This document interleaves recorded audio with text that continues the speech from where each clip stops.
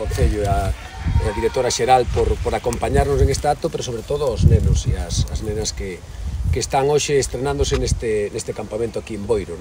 Son moitos os rapaces e as rapazas que hoxe empezan de feito de forma oficial o seu verán a través destes campamentos, un esforzo creo que o máis importante que fixo a Xunta de Galicia nos últimos anos. Temos máis de 11.500 plazas en campamentos, nos distintos formatos de campamentos, 7.600 en este tipo de campamentos, en instalacións propias. E, bueno, queríamos facer esta visita por varios motivos. O primeiro, para darlle a benvida a nenos e nenas nestes primeiros campamentos deste verán, e despois tamén para reafirmar o noso compromiso tamén con todas as estruturas que hai detrás da organización deste tipo de eventos.